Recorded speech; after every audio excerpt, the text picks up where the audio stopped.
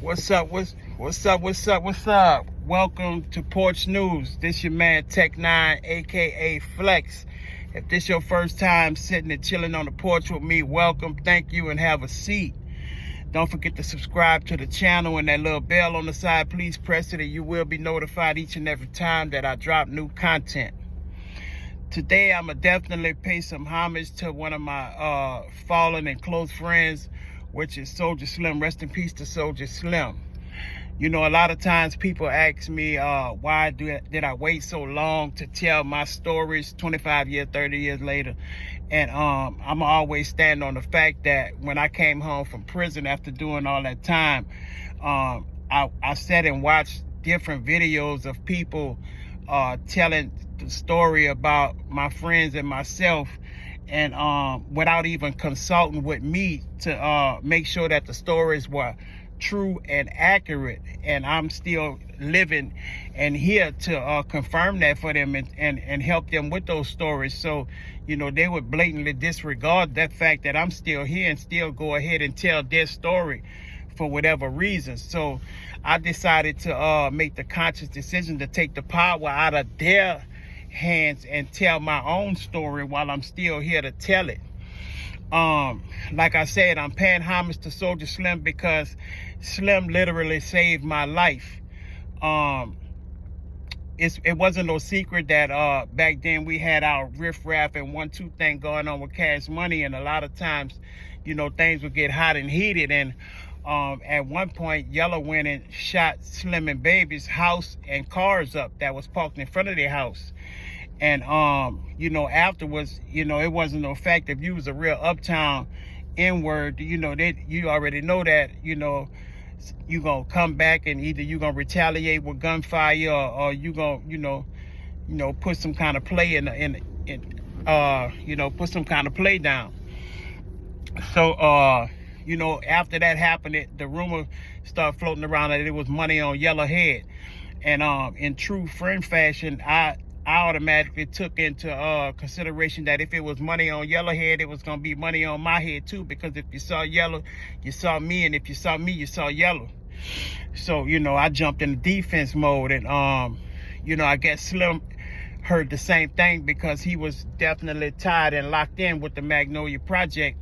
And the rumor was that, you know, OG Giggity and his people had was taking the hit on Yellow, right? So Slim gave me a phone call and he told me to meet him at the trolley stop, right? So I didn't trust people at that time. You know, my mind was playing tricks on me. I'm full of those drugs on a daily basis. So I decided to meet him, but I got there way earlier than what he asked me to get there for, and just sat across the street and to watch when he arrived to see if he was going to arrive by himself. But Slim definitely arrived by himself, and so I went in and sat down with him. You know, for those of you who don't know what the trolley stop is, it was a popular restaurant that all of us from uptown would definitely hang at and go get breakfast from and eat food and, you know, go out to eat at. And it was a restaurant on St. Charles Avenue, and it was built like a streetcar. You know, the black people gonna call it a streetcar, the white folks gonna call it a trolley, but the name of it was the trolley stop. So when I sat and talked to Slim, Slim gave me the play. You know, he was like, yeah, you know, at food them supposed to take a hit on y'all, and you know, talking about OG Giggity and them, and you know, watch yourself. You feel me? So I immediately jumped into defense mode and was trying to figure out how I'm gonna either counteract that, retaliate back, or, you know, move around and you know, figure out how I can avoid this disaster, right? So I said, well, you know what I'm gonna do? I'm gonna go ahead and, you know, get out these streets, because as long as I was in the streets, I knew that it was gonna be easy to catch me, because you know, all you had to do was lay and wait for me wherever the fire's heron was at, and that's where you was gonna catch me at, because that was the mind frame I was in, because that's how I used to move. During that time, if I had a beef with somebody and I knew that they was on drugs, I would lay and wait for them wherever the word on the street was, wherever the word on the street was, where the fire heroin at, that's where I would lay in wait, because I know a true addict, they don't care what's going on, what they got going on in their life, if it's gonna jeopardize their life or not. You going where the fire at. So if I had a little beef with somebody, I'd lay in wait for them right there, and they wouldn't make it back. They wouldn't make it from that spot. I would let them get their drugs, and most of the time an addict is gonna sit park right there and do it. But if a drug dealer was stumped down, they wouldn't let you get high on their set. You gotta go ahead and move around. But I would follow them, and then I'll do my 1-2 thing right then and there. So by me knowing that, I said I got to get off the street. So I made the decision to put myself in rehab, and my intentions was to bring Yella with me, so we both can get off the street, we both can clear our mind, and now we can figure out how to move better. We can use our head a little better. The drugs wouldn't be clouding our thoughts and our mind. But of course, as stubborn as Yella was, he didn't want to come. So that's how I ended up being in the rehab when Yella got killed. But I definitely was so loyal to Slim for giving me the heads up that them boys was after our top. You feel what I'm saying? And like I said, I wasn't with Yella when he went shot the house up. He hollered at me after he did it.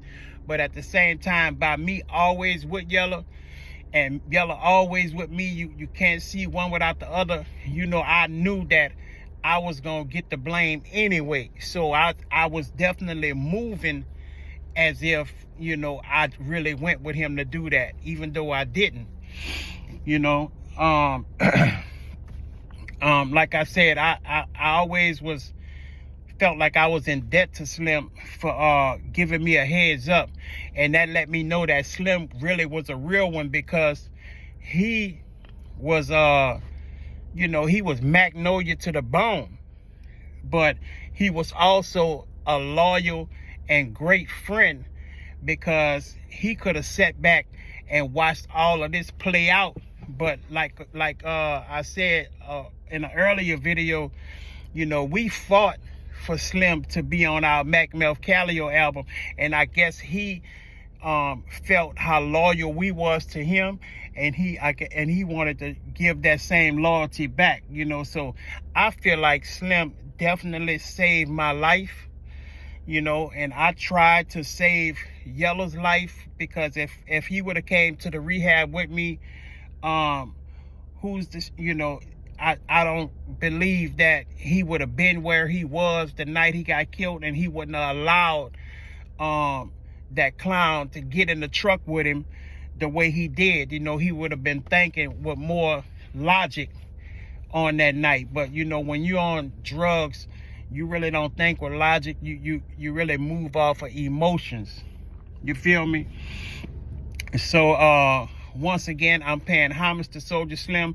I feel like he saved my life. I loved him for that, and I'm always love him for that. And I'm hoping that he's definitely at peace and resting in peace, and I thank him for that. Definitely, I will forever be loyal to his legacy and to his name. I'ma go ahead and end it right there. And like I said, my stories are my stories. Nobody ain't gonna shut me up.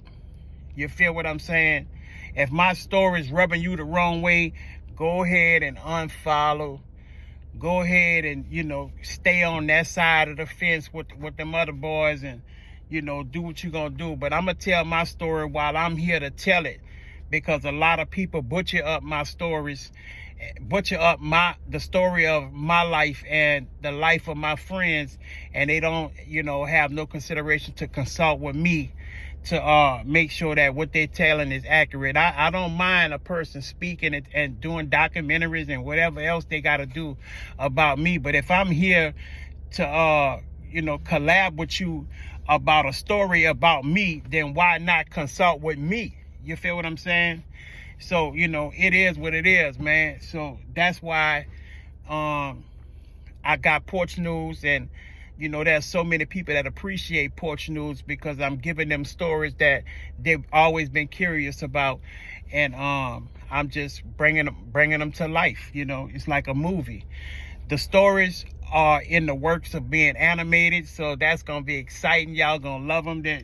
I got a little even though a lot of my stories are dramatic, but I got a little comedy side to them as we animating them, and y'all are gonna really enjoy that. I can't wait to bring that to y'all. Also, man, y'all have to open y'all minds a little bit. I get a lot of people asking me why I'm never on the porch, man. Just because I call it Porch News don't mean I gotta be on the porch. If this was Tec9 gutter news, would y'all expect me to report the news or tell my story from a gutter? You know, Porch News is just a metaphor, man. Y'all gotta open y'all minds a little bit, bro. Come on now, let me make it, bro. Real talk, let me make it. God damn. But anyway, man, thank y'all for joining me. Thank y'all for supporting my stories, supporting my content. And we are growing at a rapid pace, man. We about to touch 10,000 subscribers, and you know, like I said, I'm still a baby at this, but it's growing at a rapid pace, and we're taking off, and it's gonna be somewhere where I couldn't imagine pretty soon as I bring y'all those animated stories, man. But don't forget to like this video, subscribe to the channel. I am out of here. I'm out, baby.